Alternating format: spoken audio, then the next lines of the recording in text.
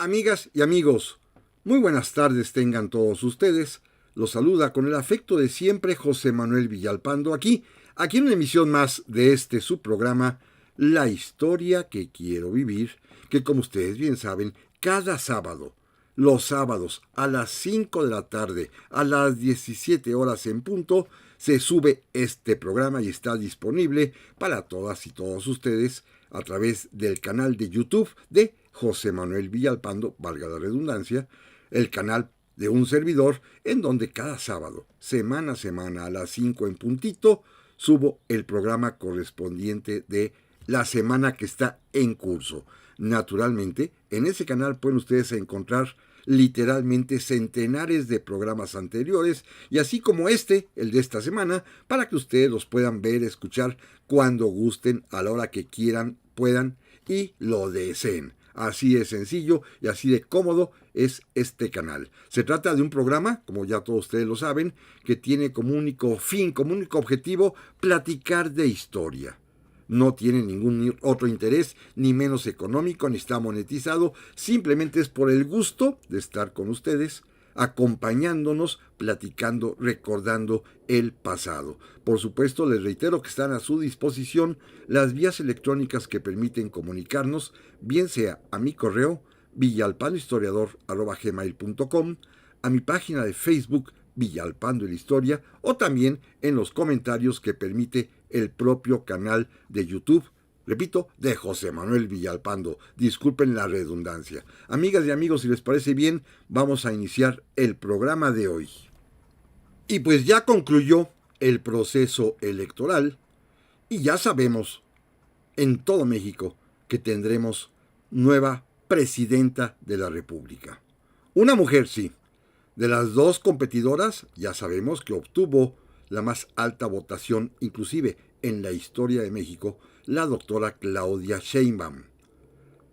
Lo más importante e interesante de todo, desde mi punto de vista historiador, es que esta vez una mujer va a ocupar la presidencia de la República. Exactamente 200 años después de que llegase el primer presidente de la República, que todos conocemos, Guadalupe Victoria. Fíjense, Victoria tomaría posesión el día 10 de octubre de 1824 y la doctora Claudia Sheinbaum tomará posesión a su vez el día 1 de octubre de 2024. Casi 2 siglos de diferencia.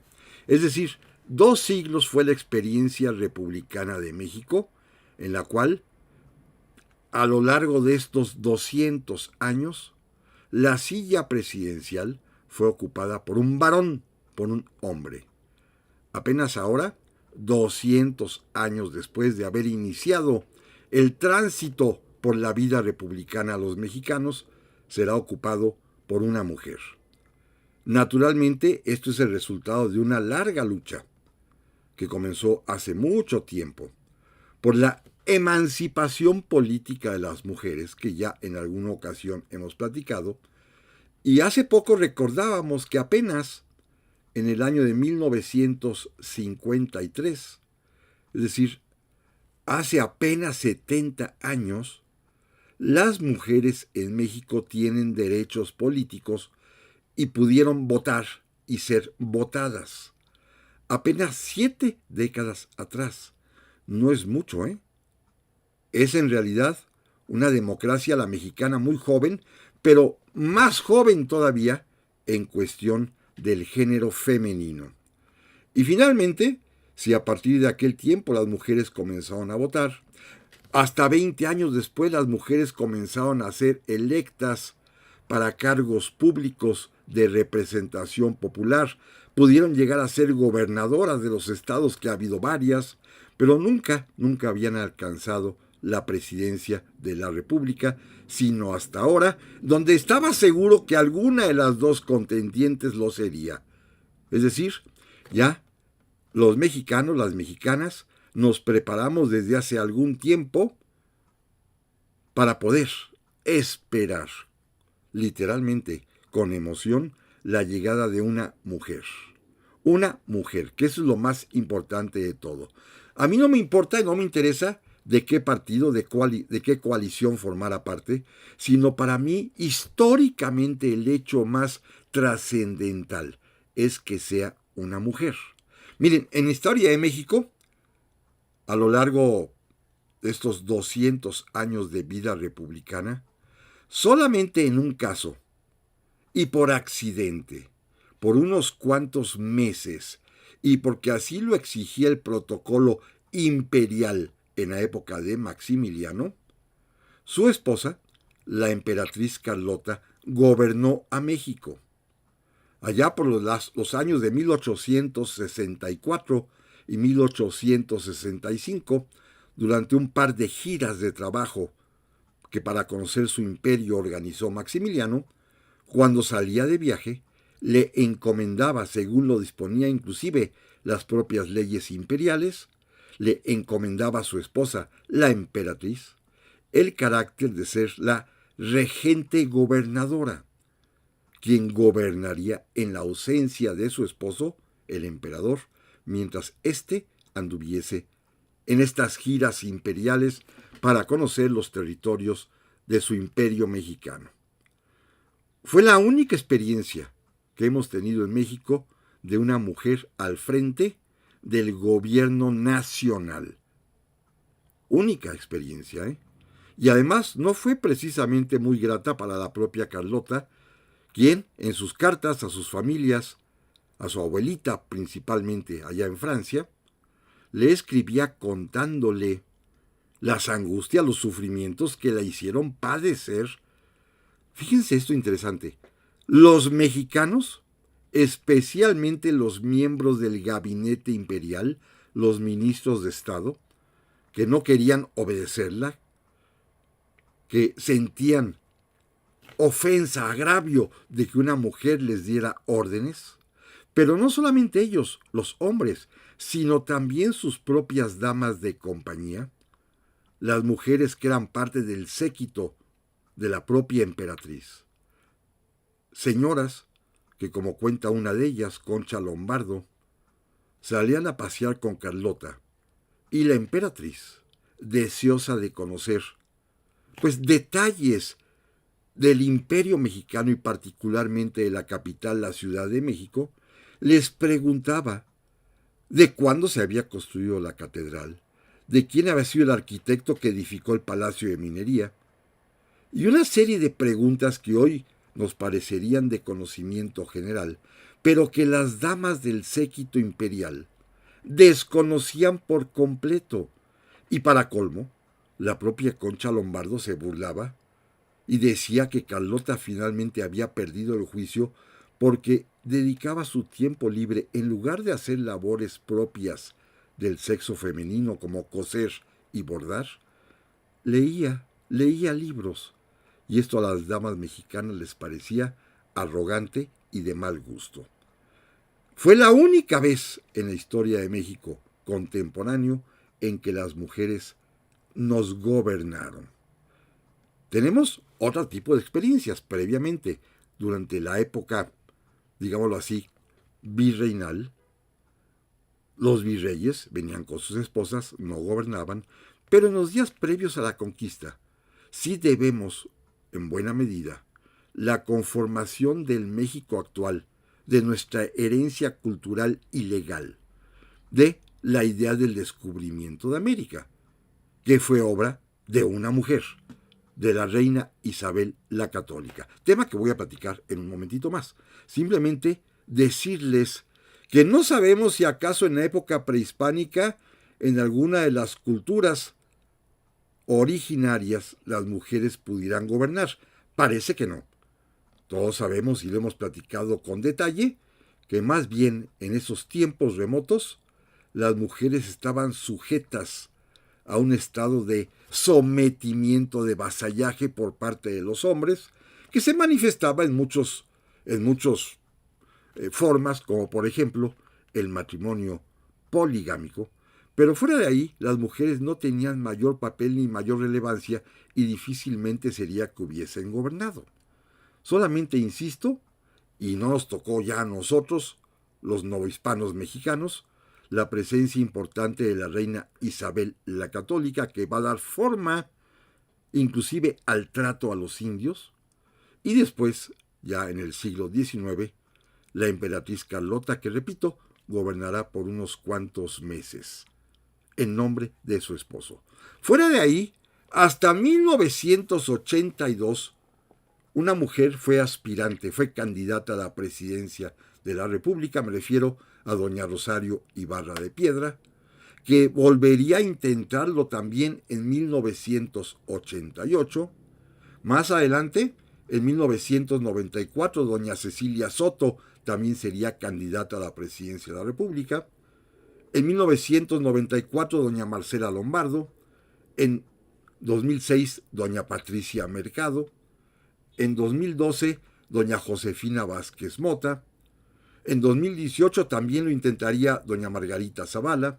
Y hasta ahora, en 2024, sí, abierta y contundentemente, dos mujeres, doña Xóchitl Gálvez y doña Claudia Sheinbaum, se disputarían la presidencia de la República. E insisto, apenas 200 años después de que tomara posesión de la presidencia el primer presidente, Guadalupe Victoria, un señor, un varón, 200 años después llega una mujer a ser presidenta de México. Amigas y amigos, no se vayan, platicaremos de esto en un momentito más. Ya estamos aquí, amigas y amigos, para el segundo bloque del programa de esta semana, dedicado a las mujeres gobernantes que han hecho historia, en realidad, en la humanidad. Este programa abarca, pues, por lo menos varios continentes. No podemos concentrarnos nada más en México como acostumbramos tradicionalmente, semana a semana, casi siempre hablamos nada más de nuestro país. ¿Por qué? Porque en este caso, como lo refería yo en el bloque anterior, solamente nuestras experiencias con una mujer al mando han sido extremadamente limitadas. No nos tocó Isabel la Católica, sí nos tocó unos cuantos meses Carlota, y con resultados que para ella fueron insatisfactorios. En México, pues, carecemos de la experiencia de una mujer gobernante. En cierta medida, más o menos, llegamos tarde a la historia, Ya veremos más adelante cómo los países de Iberoamérica, de Latinoamérica, ya incursionaron en este tema de las mujeres presidentas hace varias décadas. Nosotros no. Claro, estamos muy lejos también de aquel tiempo en que existieron mujeres poderosas. Simplemente quiero referirme a tres que todos conocemos. Una de la remota antigüedad, unas décadas antes de Cristo, de la era cristiana. Me refiero a Cleopatra, la faraona de Egipto, que, como sabemos, gobernaría por allá entre el 40 y el 30 antes de Cristo. Una mujer poderosa que, sin embargo, sufrió el ataque de Roma, en ese momento comandada por Julio César, quien se va a enamorar perdidamente de Cleopatra, con quien va a tener inclusive un hijo, y después de la muerte de Julio César, Cleopatra, que sigue gobernando Egipto, va también a tener relaciones amorosas sentimentales con uno de los herederos de Julio César, con el famoso Marco Antonio, con quien finalmente se va a unir, con quien va a caer derrotada, y por culpa de este fracaso, Cleopatra, como ustedes recuerdan, se suicidará haciéndose picar por una serpiente, por un áspid venenoso que la muerde en el brazo para que ella fallezca. Es un tanto cuanto una historia de hace más de 2000 años, muy mitológica. No sabemos a ciencia cierta qué fue lo que sucedió, pero en cambio sí tenemos más cercano el recuerdo de otras dos mujeres gobernantes que sí fueron sumamente poderosas, pero también pero muy importantes. Ya mencionábamos en el bloque anterior a una de ellas, a Isabel la Católica, que fue reina de Castilla entre el año de 1474 y 1504. Reina, además, absoluta, y cogobernaba con su marido Fernando, rey de Aragón. Pero la titular de la corona castellana era Isabel. Y en nombre de ella, para que vean qué reina tan importante fue, en nombre de ella, con negociaciones con ella, se consiguió el que ha sido llamado descubrimiento de América o encuentro de dos mundos a cargo de Cristóbal Colón, a quien él le rendía pleitesía a su reina Isabel. Ella, pues, será la encargada del crecimiento, acrecentamiento del imperio, de que pasó de ser Castilla a ser la gran España imperial, que inclusive llegó a toda o buena parte de América. Ella es la que diseñó esta política, pero además también ella fue la que se encargó de la primera e importantísima defensa de los indios o habitantes naturales u originarios de aquello que se va a llamar América. La reina Isabel es la que va a ordenar que se trate a los naturales como hombres libres, vasallos libres de la corona castellana, sujetos a un trato, a un régimen de protección que ella llamaba de rústicos o miserables, porque necesitaban la defensa, la tutoría de los españoles. Y ella además también, cosa que debemos recordar, es la impulsora de que la lengua castellana que hoy llamamos español sea la oficial no solamente de toda la península ibérica, en detrimento de la propia lengua catalana que era la de su esposo, sino es la lengua que se implantó en todas las posesiones americanas de España. Por eso todos hablamos español desde el Río Bravo hasta la Patagonia, inclusive hasta las Filipinas, y por eso inclusive la lengua española es de las más importantes de la humanidad.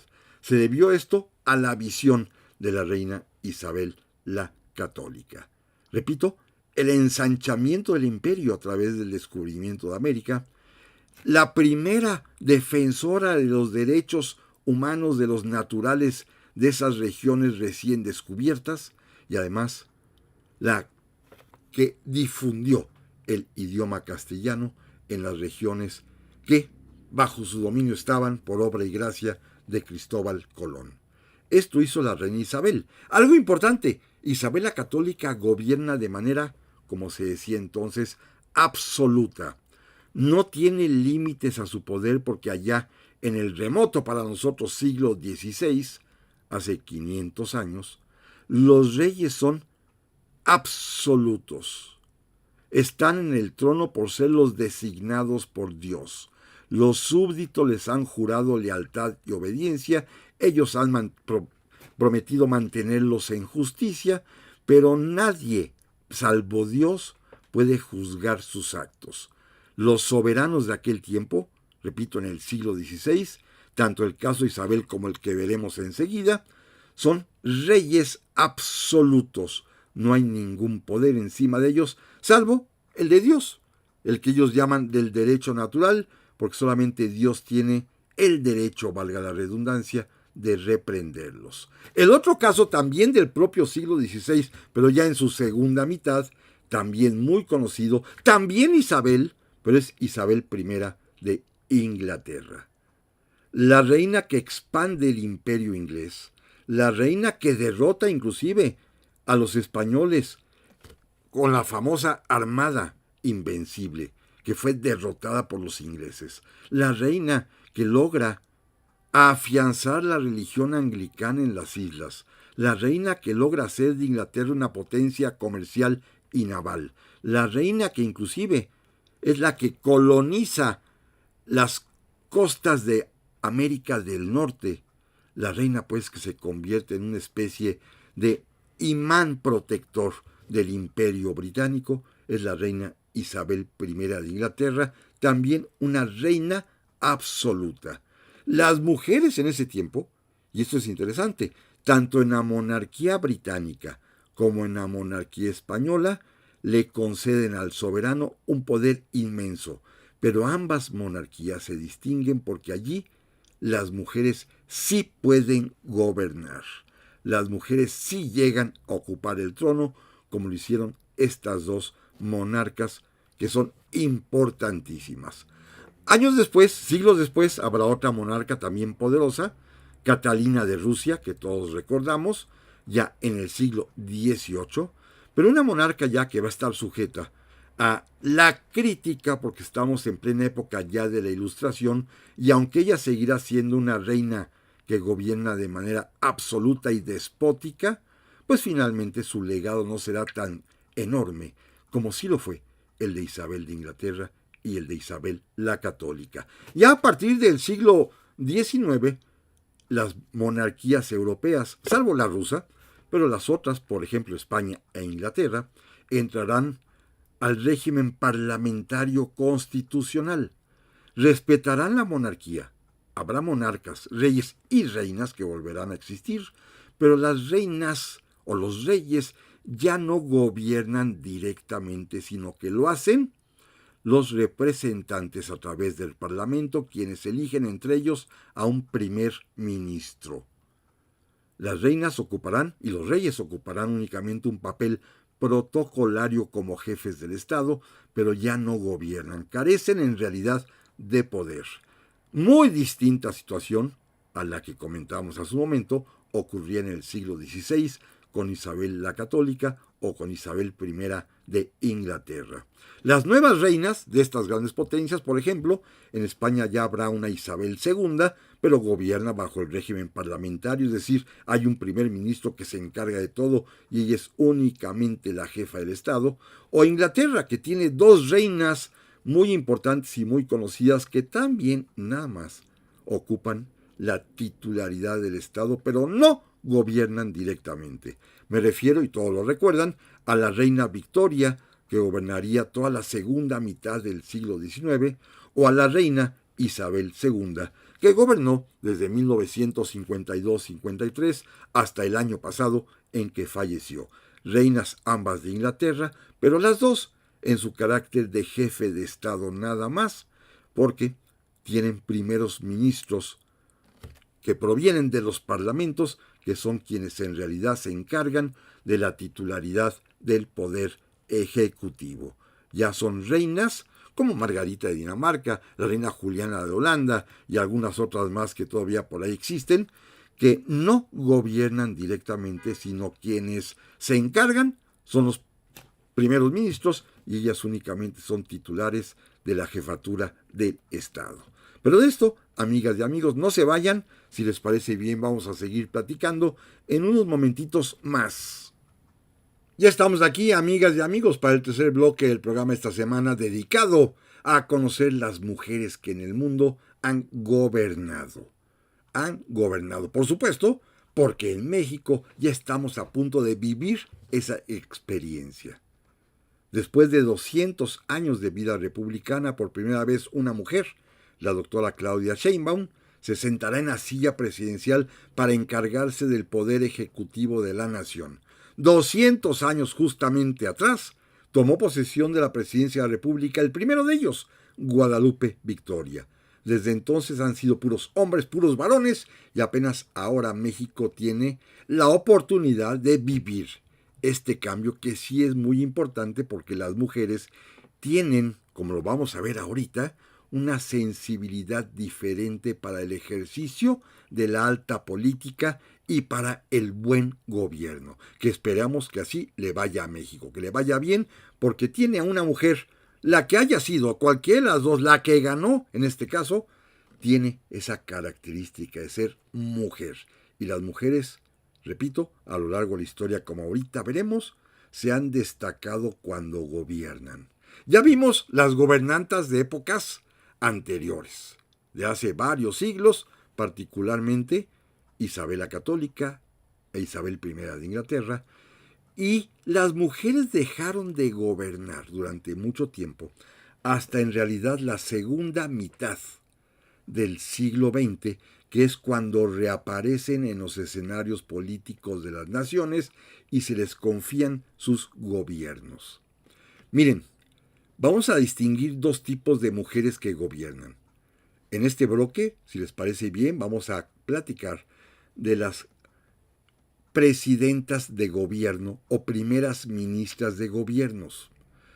En aquellos países que han optado por un régimen constitucional parlamentario, hay un presidente de la República o hay un monarca, como el caso de España e Inglaterra, pero los jefes de Estado, que son estos monarcas o estos presidentes, no gobiernan, tienen únicamente la representatividad de su nación.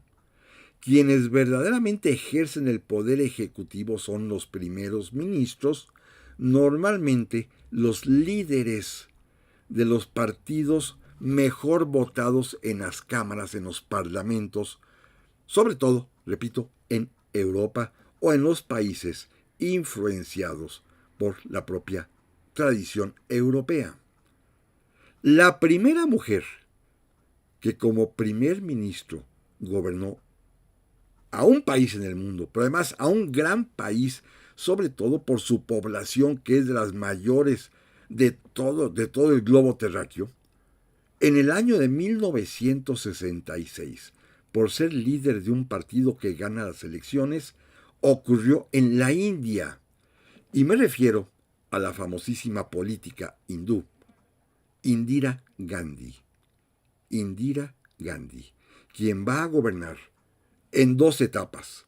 Primero, de 1966 hasta 1977. Después, como es normal en los regímenes parlamentarios democráticos, perdería las elecciones, saldría fuera del gobierno, estaría en la oposición, pero nuevamente retoma su lugar porque vuelve a triunfar en un proceso electoral en el año de 1980 y va a gobernar como primer ministro de la India hasta el año de 1984 en que fue asesinada. Pero esta mujer, Indira Gandhi, que inclusive vino a México de visita, aquí llegó alguna vez, y el presidente López Mateos visitó la India también, esta mujer importantísima, que gobernaría 15 años en total la India, fue la primera mujer en los tiempos contemporáneos, sí, en la segunda mitad del siglo XX, pero a partir de ella se abren las puertas para que las mujeres gobiernen, efectivamente gobiernen, en este caso, en la categoría que estamos revisando, como primeras ministras, en un régimen parlamentario. La segunda mujer también es sumamente importante y muy famosa. Ella gobernaría a partir del año de 1969 y lo haría hasta 1974 en momentos muy difíciles con una guerra en medio, y me refiero a la primer ministro o primera ministra de Israel, la señora Golda Meir.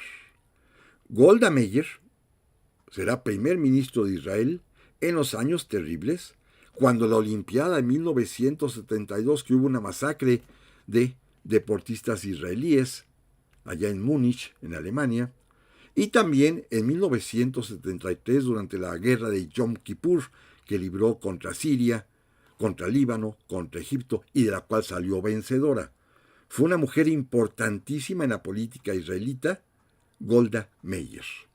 Después, indudablemente, un ejemplo, una mujer verdaderamente importante en la historia del mundo, en esa segunda mitad del siglo XX, es la primer ministro inglesa, británica, Margaret Thatcher. Margaret Thatcher, la famosísima Dama de Hierro, que va a gobernar Inglaterra en su carácter de primer ministro desde el año de 1979 y hasta 1990. 11 años fue Margaret Thatcher primer ministro de la Gran Bretaña, y bajo su gobierno, con su mando directo, a pesar de tener una reina, Isabel II, con la cual inclusive se dice no tenía muy buenas relaciones, la que mandaba era doña Margaret Thatcher. Una mujer que enfrentará problemas, por supuesto la crisis económica terrible de aquellos años, de la cual logrará que Inglaterra sobreviva y salga adelante. Enfrentará también la cuestión de la guerra de las Islas Malvinas contra Argentina, pero también va a ser capital decisiva. Es uno de los puntos políticos torales la actitud de Margaret Thatcher para que caiga el muro de Berlín.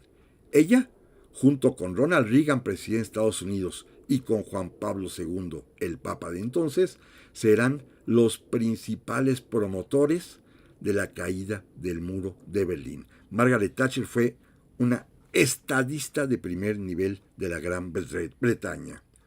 Y otra más, otra mujer más también primera ministro o presidenta de consejo en un régimen democrático parlamentario que todos conocemos porque es mucho más reciente, es la famosísima canciller alemana Angela Merkel, que va a gobernar Alemania, fíjense, desde 2005 hasta el año de 2021. Tantísimos años al frente del gobierno alemán y logró convertir bajo su mano dura, porque fue otra dama de hierro, logró convertir a Alemania en una potencia económica que ya lo era, pero fortaleció sobre todo en su presencia y liderazgo de la Unión Europea, de la cual se había salido Inglaterra y por lo tanto ese lugar de ser el líder de las potencias europeas lo ocupa Alemania, ganado a pulso precisamente por su canciller Angela Merkel.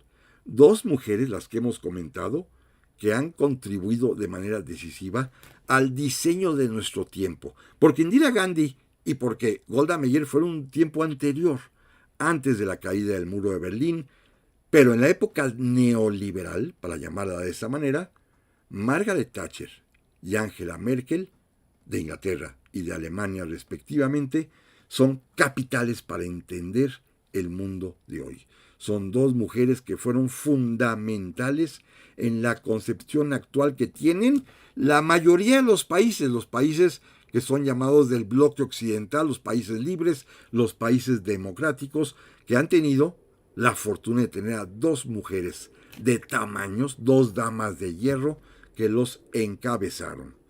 Actualmente hay otra primer ministro en ejercicio allá en Europa, en un país que nunca había tenido tampoco a una mujer que la gobernara. Es una república democrática parlamentaria, la República Italiana, y al día de hoy Italia es gobernada por una primera ministra,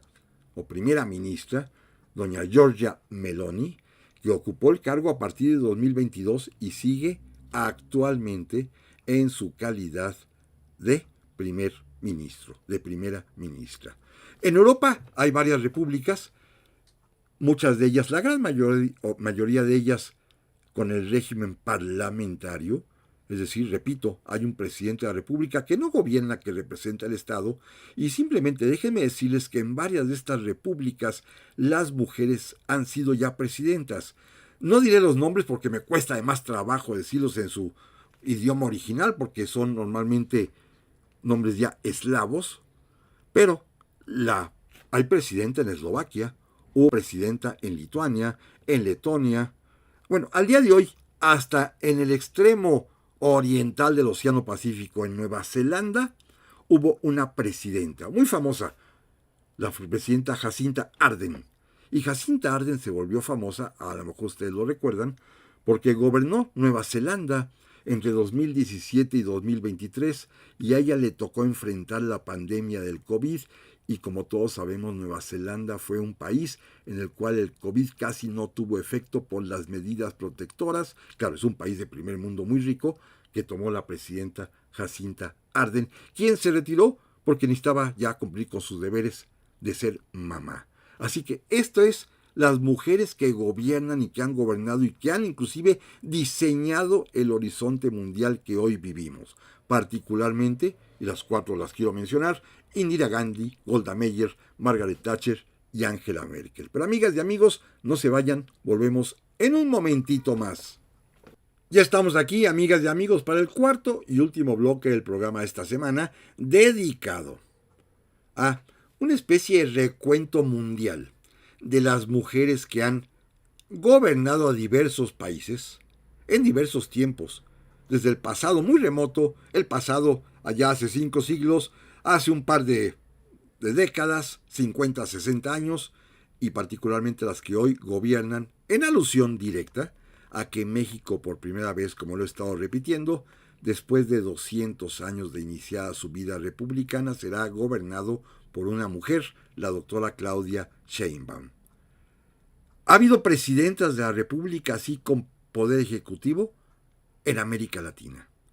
En Europa ya vimos, son primeras ministras, gobiernan en un régimen parlamentario, pero en América Latina, que seguimos la costumbre de tener gobiernos presidencialistas, donde precisamente el titular del poder ejecutivo es quien manda directamente y es el responsable de los destinos de las naciones, en América Latina particularmente ha habido ya bastantes mujeres presidentas de la República.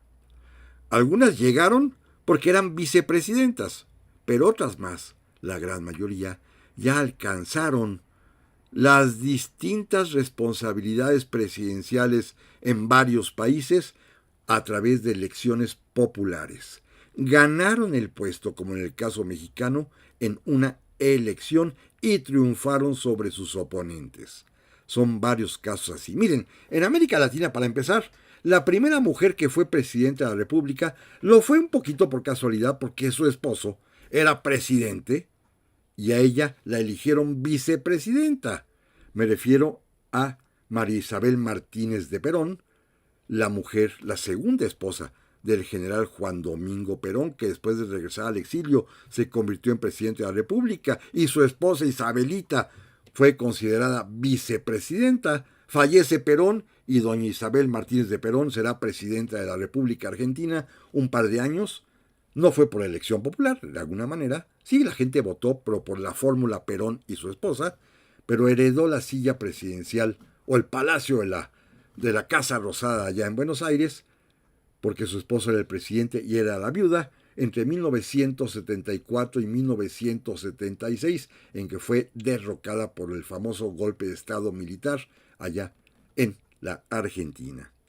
Otra más que también no fue electa, sino que el Congreso la designó como una diputada importante y representativa para terminar un periodo presidencial, porque era la presidenta del Congreso, pues, es doña Lidia Gayler. Lidia Gayler fue presidenta de Bolivia en el año de 1979 y 1980. No fue electa por el pueblo, era simplemente la presidenta de su Congreso y le tocó suplir a un presidente de la República. Pero, ahora sí ya, la primera mujer que fue electa en elecciones populares libres democráticamente y que fue designada por sus conciudadanos presidenta de una república ocurrió en Nicaragua, en la persona de doña Violeta Chamorro. Doña Violeta Chamorro va a gobernar Nicaragua desde 1990 hasta 1997, 2 periodos, y ganó la elección primero porque era viuda del famoso periodista Joaquín Chamorro, que había sido candidato presidencial en alguna época, que fue de los que combatieron a la dictadura de Somoza, y su propia esposa, aún viuda, fue parte de la guerrilla, pero se distancia del Frente de Liberación Nacional, del Frente Sandinista de Liberación Nacional, lanza su propia campaña y logra triunfar, trayendo lo que se llama el neoliberalismo a Nicaragua. Nomás fueron 7 años de experimento, porque ya después volvería el régimen sandinista que sigue hasta la fecha, en donde, por cierto, en Nicaragua el presidente Daniel Ortega designó a su esposa vicepresidenta de la República, es decir, es un asunto muy familiar. Pero doña Violeta Chamorro no, ella ganó las elecciones democráticamente y gobernaría 7 años la hermana República de Nicaragua. El siguiente caso, también en un país centroamericano, será en Panamá, en donde doña Mireya Moscoso lanzará su candidatura presidencial y será presidenta del Panamá entre 1994 y 2004, y a ella le toca la reasunción de la soberanía del Canal de Panamá, que estaba, como ustedes bien saben, en manos norteamericanas. Se pactó el regreso y a ella le tocó recibir, para que sea ya soberanía de Panamá, el Canal de Panamá, precisamente. Vamos a las más importantes. Una de ellas que a mí en lo personal me entusiasma. Tuve el gusto de conocerla una sola vez, de saludarla nada más brevemente, estando ambos en una ciudad que nada tiene que ver, ni en su país ni en el mío, de vacaciones. Ahí me topé con doña Michelle Bachelet, presidenta de Chile. y presidenta de Chile además en 2 ocasiones. Michelle Bachelet será presidenta de la República Chilena del año 2006 al año 2010 y después será también presidente de Chile. Volvería a serlo de 2014 a 2018.